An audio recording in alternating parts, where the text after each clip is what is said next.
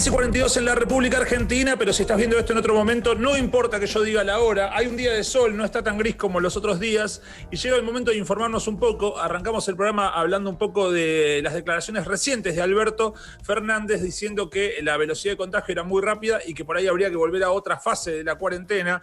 Para hablar de todo esto, pero sobre todo de un montón de temas más que están en la boca de todos, vamos a conectarnos ahora mismo con nuestro amigo Sebastián Davidowski. Viduski, ¿cómo estás, querido?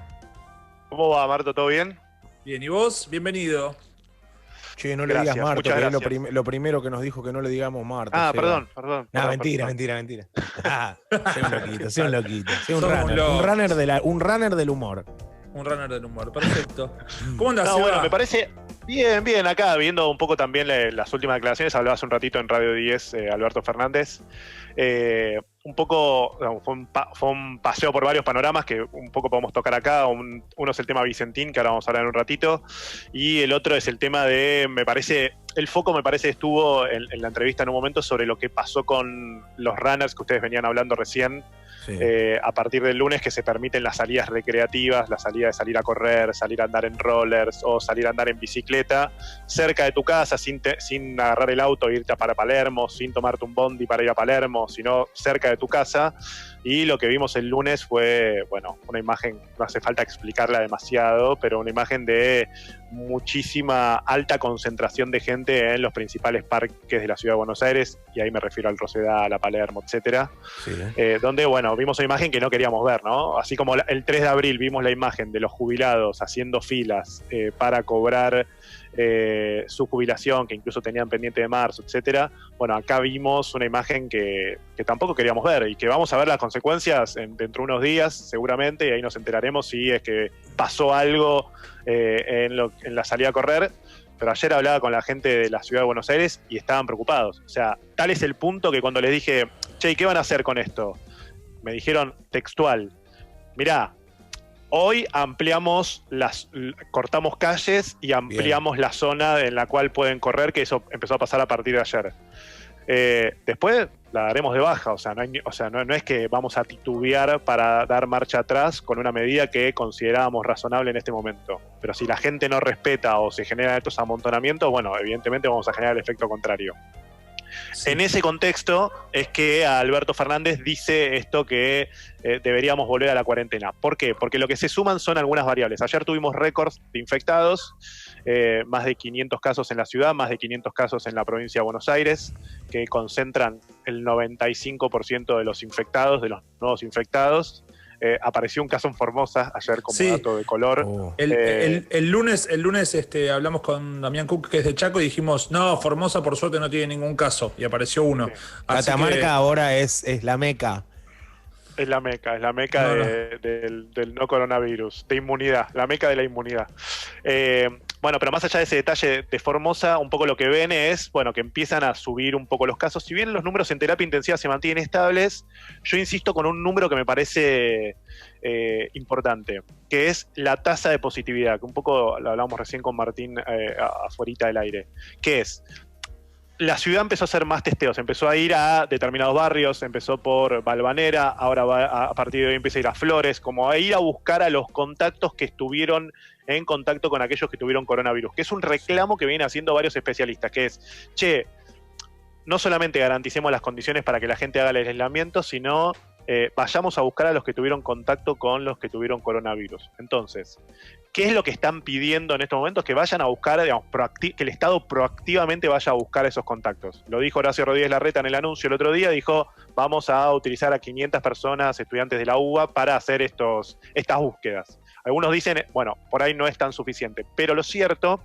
es que cuando van a hacer los hisopados, te encontrás con que el porcentaje de positividad es muy alto. Es muy alto con respecto a qué.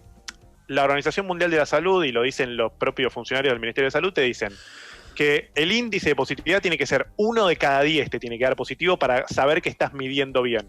Si el porcentaje es mayor al 10%, significa que seguramente te estás perdiendo de medir a otros. Claro. ¿Cuál es el porcentaje que te está dando de positividad en estos momentos? 42%.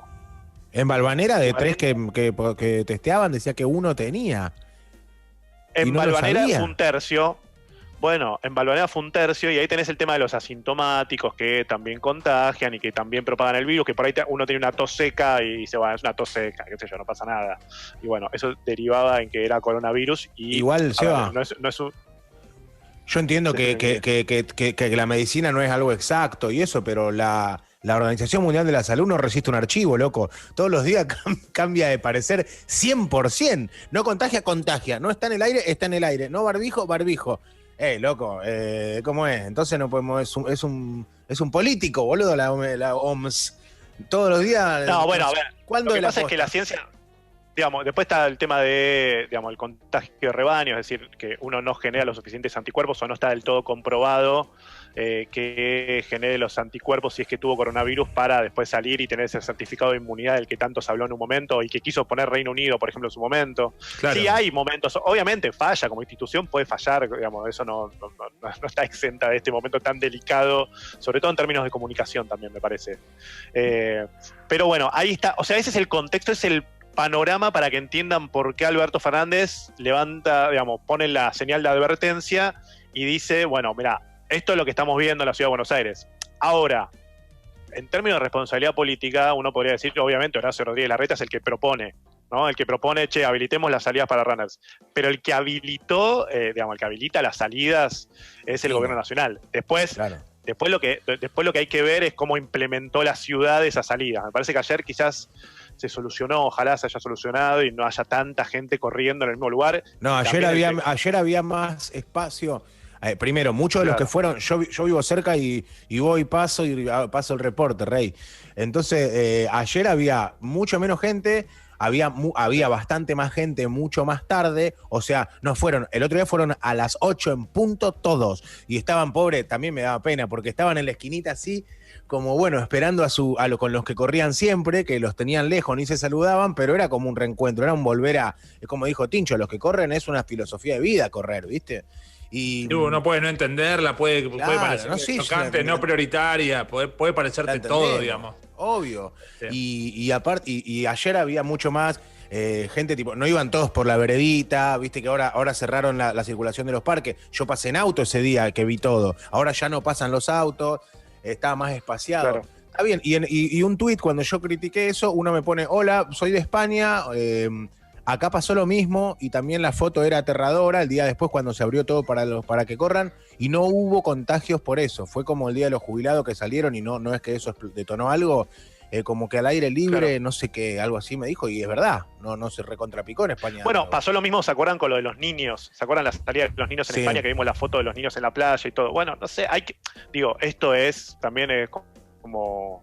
es contrafáctico, o sea, si esto generó un efecto, bueno, la verdad, o sea, igual lo que no queremos es amontonamiento de gente, evidentemente eso es lo que no queremos, sin tapaboca, ¿no? Porque está permitido correr sin tapaboca, sin barbijo, entonces, bueno, eso genera un efecto contrario, pero más allá de eso, más allá de esa imagen, me parece que la imagen que está viendo Alberto Fernández es crecimiento y alto índice de positividad, ¿no? Que es un poco lo que preocupa hoy dentro de la ciudad de Buenos Aires, como para decir, me parece, no va a volver a fase 1, de hecho después aclara que no es que quiero volver a fase 1, pero bueno, pues sí marca este tema de ser cuidado. Me parece que, no sé, espero que haya sido para marcar que hay que ser cuidadosos en este momento porque no está nada, no hemos ganado nada, diría José Luis Chilaver.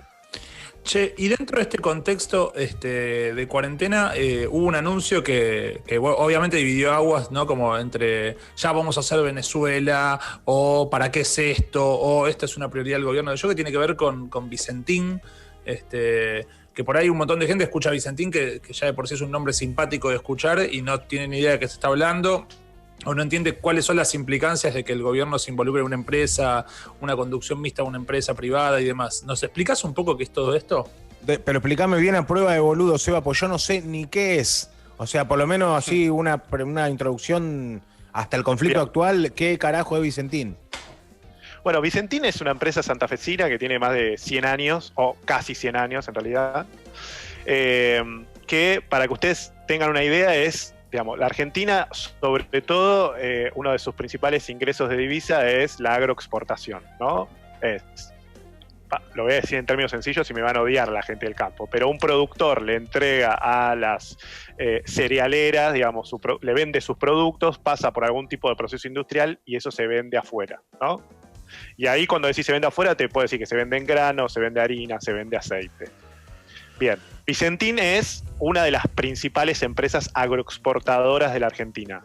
Diversificada también, porque además tiene un frigorífico, tiene una algodonera, produce miel, hace los yogures y los postres que le compró a Sancor, tiene una vinería, o sea, es una empresa bastante grande. ¿De alguien? Sí, que tiene dueños, 2 dueños, básicamente. Tiene un CEO, o sea, es una empresa con 1.200 empleados, pero que sobre todo mueve mucho a la economía local porque... repito, los productores le venden sus productos a las cerealeras para que las cerealeras después terminen exportando esos productos. Entonces, digamos, ¿por qué primero es una empresa importante? Bueno, porque es una de las generadoras de divisas, de dólares en la Argentina. Ustedes saben que el campo es el principal sector exportador de la Argentina y es el que mayor divisas genera en el país. Entonces, ¿qué es lo que está pasando con Vicentín, ¿no? Esto como introducción de qué hace la empresa. Vicentín, a ver, hay 3 ejes, si querés, para entender la situación de Vicentín en estos momentos. Empiezo por la parte de lo que pasó el año pasado, porque es un caso bisagra de lo que pasó en Vicentín, que es la causa judicial detrás de Vicentín. Vicentín venía creciendo un montón económicamente. Es una empresa que se venía expandiendo, venía vendiendo cada vez más y, como les decía, se había expandido hacia otros rubros. ¿Qué es lo que pasa? A partir de mediados del año pasado, después de haberle pedido bastantes créditos y bastante guita, sobre todo al Banco Nación, pero también a otros bancos privados y también a cooperativas, por ejemplo, o sea, le debe plata a un montón de gente. Les decía, hay 2.600 acreedores de esta empresa, la cual la empresa dejó de pagarles a mediados del año pasado. La empresa tiene deudas, dice, bueno, dejo de pagarlas. Y en ese contexto, a la vez, Vicentín le pide un nuevo crédito al Banco de la Nación Argentina. Todo esto en 2019. ¿No? Javier Fraga era el presidente del Banco Nación. Obviamente siempre las conducciones del Banco Nación están alineadas políticamente con el gobierno de turno. En general suele ser así. El Banco Nación, en medio de toda esta cesación de pagos, le da un nuevo crédito también millonario a Vicentín. Ahí hay una causa judicial que dice o que está investigando lo siguiente, y que es uno de los ejes de los cuestionamientos del día de hoy, que es, che, Vicentín, ¿vos por qué dejaste de pagar? Vicentín dice, no, entramos en un estrés financiero porque el dólar se fue de 40 a 60, entonces lo que nos prestaron, un dólar que antes valía 40 pesos, ahora vale 60, entonces nos generó un quilombo terrible. Bien, la segunda pregunta es, ¿por qué el Banco Nación le dio ese crédito? La tercera cuestión acá es una investigación que está haciendo el director del Banco Nación ahora, que se llama Claudio Lozano, que es uno de los que asumió con la nueva conducción, y también por eso meto la política acá en el medio, le está diciendo, no, ustedes no tenían estrés financiero, ustedes lo que hicieron con la plata, porque yo estuve viendo los balances de ustedes 2017, 2018, incluso lo que exportaron en 2019, ustedes no pueden tener estrés financiero, si a ustedes les fue muy bien en todos estos años, ustedes lo que hicieron con esta plata fue fugarla, o sea, mandarla afuera del país. Sí. Entonces, bueno, ahí hay una investigación judicial que la sigue el fiscal federal Gerardo Policita, que lo que hace es investigar si es que realmente tuvo un estrés financiero Vicentín o realmente están vaciando la empresa. ¿Qué hace la empresa a partir de eso? Bueno, hace una convocatoria de acreedores. Que básicamente una convocatoria de acreedores es decirle a los acreedores, che, juntémonos y toda esta deuda que yo tengo con ustedes, bueno, fijémonos qué está pasando y cómo podemos llegar a un arreglo. En medio de esa convocatoria de acreedores, que tiene una empresa muy importante, agroexportadora de la Argentina, generadora de divisas, empieza el primer cuestionamiento legal, que es toda la situación que estamos viendo esta semana. Esta semana el gobierno anuncia la intervención de Vicentín y a la vez manda un proyecto para expropiar la empresa. ¿Qué significa expropiar la empresa? Bueno, básicamente que sea una empresa estatal manejada por el Estado y donde el gobierno tenga una injerencia, donde el Estado en realidad tenga una injerencia muy importante en las decisiones económicas que va a tomar la empresa. ¿En qué contexto? En un contexto donde le debe a 2.600 acreedores, entre ellos muchísimos productores de Santa Fe. Vos ves el mapa de los que le debe y ves todas burbujitas verdes por todo Santa Fe a toda la gente a la cual Vicentín le debe plata, que son probablemente productores de soja que le dieron su producción o le vendieron su producción a Vicentín y Vicentín no les garpó, diciendo que tenía un estrés financiero, etcétera, cuando las sospechas un poco de la investigación judicial está en que esa guita la fugaron y se la llevaron para otro lado. Entonces, en medio de todo este anuncio viene el segundo ítem, ¿no? El primer eje es toda la cuestión judicial de lo que pasó el año pasado. ¿Qué pasó con la guita de lo que vendía Vicentín? La segunda, en medio de este anuncio, es un tema legal. Perdón, pero el problema en realidad, paréntesis, el problema en realidad no era que facturaban y eran ricos y se llevaban la guita. El problema era que, a ver, si hubiesen pagado las deudas, no hubiese saltado esta ficha, digamos, y estaría todo legal. Es simplemente una empresa privada que hace mucha guita. El problema es cuando deben en base a los créditos. No, el tema ahí tenés, Miguel, dos cosas. Tenés una empresa que te dice que está en un estrés financiero y a la vez, sin esos avales económicos que te permitan sacar un crédito, el Banco Nación le da como $100 millones en ese contexto. Ya le había dado 200. Le vuelve a dar un crédito en un contexto en el cual la empresa no presentaba los avales suficientes como para recibir un crédito de ese tipo. Ahora que paga la deuda, se lleva la guita. Claro, bueno, son las dos cosas. Esa es la investigación judicial. Que no pague y se lleve la guita y que el Banco Nación a una persona, a una entidad que debe tanta guita le preste plata. Sobre todo el año pasado que no estábamos bien económicamente como país. El Banco Nación tenía que guardar más que andar prestando demasiado. O no, o eso no tiene nada que ver. O presta mucha guita. Bueno, te pregunto, pues no sé. Bueno, ahí no está, o sea, ahí, si querés te hago la salvedad de que no estaría tan de acuerdo. Uno también podría pensar que en momento de crisis es donde los bancos más tienen que ayudar a las empresas para que... Perfecto. La pregunta acá es si esa plata no la tenían, ¿no? Que es un poco el curso judicial, si esa plata no la tenían efectivamente por el estrés financiero que causó la devaluación del dólar, o esa plata la mandaron para otro lado y por eso entraron en cesación de pagos. De hecho, es la mayor cesación de pagos de una empresa privada desde el 2001, para que se den una idea del tamaño de la guita que empezó a deber Vicentín, que, repito, es un gigante de la industria agroexportadora. Paso al tema legal. Paso al tema legal. Yo ayer vi a Antonio Laje hablando con Culfas, que Culfas estaba tratando de explicar las condiciones de esta intervención y el modelo mixto, y Antonio Laje destacaba que la persona que iban a poner al frente era una persona muy capacitada y muy respetada, pero hablaban de que había un plazo hasta agosto, que supongo que es lo que vas a hablar ahora, como que la empresa tenía un plazo hasta agosto para resolver su situación y el Estado interviene ahora, entonces ya, ¿por qué no esperar hasta agosto? ¿De esto vamos a hablar o es otra cosa? Exactamente, porque vos tenés ahí un tema legal. O sea, vos cuando haces una convocatoria de acreedores, que es un poco lo que están apuntando, y yo estoy tratando de buscar un abogado que me diga lo contrario, pero todavía no lo encontré, que es lo siguiente, que es, vos la empresa empieza a hacer una convocatoria de acreedores. En esa convocatoria de acreedores, obviamente, también se van a presentar empresas privadas que dicen, che, yo te soluciono el tema de la deuda y me quedo con vos. El tema ahí es que probablemente sean competidores de Vicentín y lo que tendrías es un jugador menos en el mercado y concentrás más este mercado agroexportador. Ahora voy a ir a explicar un poquito más eso.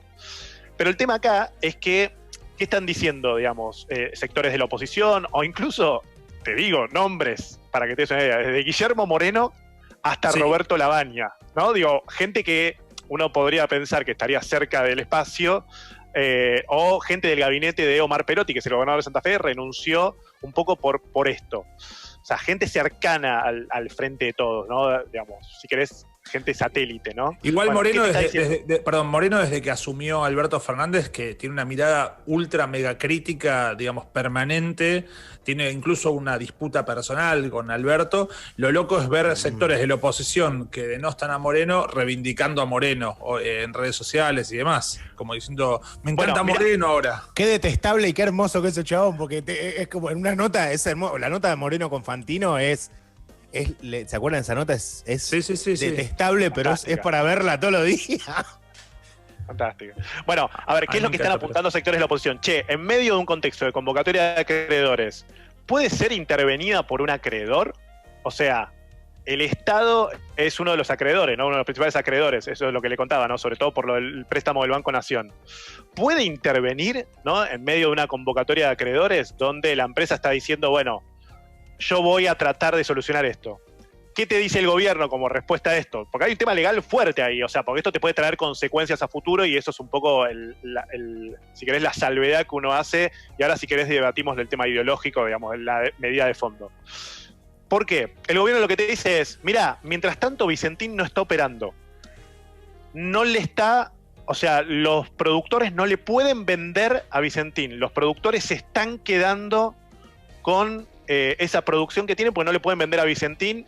Digamos, uno podría decir, bueno, va a vender a los otros agroexportadores, pero bueno, la relación la tenían con Vicentín. Ese es un tema. Si la dejamos, si seguimos dejando pasar el tiempo, dice el gobierno, va a terminar quebrando, lo cual va a ser peor, porque no le van a pagar a ninguno de los 2.600 acreedores. Claro. O sea, la empresa está paralizada. Si no hacemos algo ahora, va a terminar quebrando Vicentín. Entonces, ahí viene un poco lo de fondo, que muchas veces también se debate, muchas veces algunos se esgrimen motivos legales, que son ciertos, pero en el fondo también está una cuestión ideológica de política económica. ¿Por qué? Porque sin duda esta es la medida económica más importante que acaba de tomar el gobierno de Alberto Fernández desde que asumió, ¿no? En medio vino la cuarentena, etcétera, ¿no? Pero es una medida de, bueno, expropiar una empresa agroexportadora. A ver, uno podría pensar varias cosas de por qué el Estado quisiera hacerse con una empresa agroexportadora. Y ahí tenés, bueno, quedarte obviamente con un sector que genera divisas, ¿no? Que el Estado sea generador de divisas exportando esto que exporta Vicentín. Otro punto puede ser evitar la concentración. Y cuando digo evitar la concentración es vos tenés pocos jugadores que muchas veces te definen precios, o sea, se juega por precios internacionales y muchas veces esos precios afectan en la economía local. Porque... Claro. Voy a poner un ejemplo chico en la carne, no sé. Si vos tenés que en China te compran a $100 el vacío, ¿por qué vas a querer vender la carne acá que sale el kilo 350 pesos? ¿No? Es un poco... No es tan así, pero un poco se lo pongo como ejemplo gráfico para que entiendan cómo se juega, digamos, la formación de precios en la Argentina una vez que un sector es fuertemente exportador. Es una manera de intervenir en los precios o sea, como vos decís, sumar un jugador, si hay una empresa manejada mixta entre el Estado y un privado, porque por ahora lo que hablan es que sea entre el Estado y un privado, hablaban de mixto, que es lo que pasó en un principio en YPF, me acuerdo, que estaba Eskenazi y bueno, claro. el Estado, ¿te acordás? No sé, exacto. Bueno, y después tenés, Martín, ahí una cosa que el gobierno se quiere meter. El gobierno está preocupado por la generación de divisas, eso no es novedad. Si le preguntabas al gobierno de Mauricio Macri cuál era su preocupación, y la generación de divisas. Le preguntabas al gobierno de Cristina Fernández de Kirchner cuál era su preocupación, la generación de divisas. Todos los gobiernos tuvieron preocupación de generación de divisas, porque a la Argentina le faltan dólares. Entonces, ¿qué es lo que intenta hacer con esto? Es decir, bueno, yo lo que quiero, si yo hago esto, cree el gobierno, a esos productores que me venden soja, voy a tener una visión más clara de por qué a veces retienen su producción y no se la venden a las cerealeras para que después las exporten. Eso es lo que cree el gobierno. Entonces se mete de lleno en un mercado que, como les decía, el gran objetivo es la generación de divisas, para tratar de, digamos, yo no sé si la palabra correcta es regularlo, porque ya hay regulaciones, como por ejemplo las retenciones, pero sí para tener un mayor conocimiento de qué es lo que pasa con ese mercado. Ahora, esto por supuesto no va a estar exento de polémica, porque uno puede decir el Estado, uno a nivel ideológico podría decir, bueno, está bueno que el Estado se meta porque al igual que YPF, digamos, está bueno que sea socio de un recurso muy importante para la Argentina, que genera divisas, etcétera. Pasa en otros países del mundo, pasa con Petrobras en Brasil, digo, uno podría pensar con las minas en Chile, uno podría pensar en un montón de ejemplos latinoamericanos. La gran pregunta que igual siempre va a quedar es cuán eficiente y cuán realmente generador de divisas va a ser el Estado haciendo una especie de cogerenciamiento de una empresa privada agroexportadora como Vicentín en la generación de divisas, ¿no? Ahí está la pregunta que uno, digamos, hoy no la puede responder, ¿no? Más allá de los problemas legales que hay, etcétera. Lo que pasa es que ese es el temor entre los sectores que son más liberales, que es decir, como, bueno, esto es el principio de algo, van a venir ¿me entendés? Van a empezar a expropiar empresas, nos vamos a convertir, y siempre el ejemplo, digamos, de descenso a los infiernos siempre es Venezuela, es como decir, como la imagen de Chávez diciendo, exprópiese. Entonces, no, pero ahí me parece que... Como que esa es la comparativa, la comparativa de la oposición, por lo menos de oposición en redes sociales o de las voces más críticas de esto es esa. Sí, pero aún dentro de los sectores más afines al Frente de Todos también tenés algunas, si querés, sin llegar al extremo de sos Venezuela, digo, saliendo de la grieta, porque la verdad que no es algo que me interese, por lo menos a la hora de explicar, porque, digamos, acá claramente uno puede tener una visión ideológica de, no, esto están tratando de hacer cualquier cosa y quieren sacar las empresas y fundirlas, etcétera. Pero hay algo que me parece interesante, que es varias cosas. Primero, que el Estado está, a ver, en este caso hay una mezcla de sensaciones. Primero está la convocatoria de acreedores, pero por otro lado está la sensación de que puede llegar a salvar la empresa. Y salvar la empresa no es salvar la empresa y los 1.200 empleados nada más. Es los 2.600 acreedores que no la van a cobrar y que son pequeños productores de la provincia de Santa Fe. Entonces ahí tenés un tema, si querés, como para mirar. Ahora, ayer Roberto Lavagna, y de vuelta, vuelvo a enfatizar con Roberto Lavagna, dijo, en algún momento nos hablaron de soberanía energética y hoy tenemos los juicios de YPF que todavía no fueron resueltos, ¿no? Que siguen en tribunales de Nueva York. Y ahora soberanía que esto alimentaria. No sea lo mismo. Bueno, ahora se habla de soberanía alimentaria. O sea, ojo con esto. O sea, ojo con cómo lo manejamos y ojo con... Yo siempre trato de decir algo, digo, ojo con que las banderas a veces no tapen lo que tiene que ver con lo operativo de una empresa, porque si una empresa operativamente manejada por el Estado no va a funcionar como debería y va a terminar siendo un agujero negro dentro del gasto público, bueno, también va a ser preocupante. Ahora, como primera medida a corto plazo es intervenir. Bueno, intervenir significa, bueno, de alguna manera tratar de ayudar a esos acreedores. Después la expropiación, seguramente ahí vamos a tener que tener la lupa bien fuerte como para entender si es que el Estado va a poder gestionar o cómo va a gestionar también una empresa gigante agroexportadora como lo es Vicentín. Bien, perfecto. Bueno, es una cuestión de tiempo. Para quienes no tenían ni idea del asunto, o no teníamos idea del asunto, entendimos un poco más. Seguramente esto va a seguir dando tela para cortar y vamos a seguir enterándonos de novedades permanentemente por el curso legal, por cómo avance el curso económico y para ver si se logra el objetivo de la soberanía alimentaria y de generar divisas o qué pasa con esta administración. Gracias, Sebastián Davidowski, @Viduski. Viduski, lo pueden escuchar en la radio todos los días. Síganlo en las redes, sabe un montón. Gracias, loco. Chao, Mardo. Chao.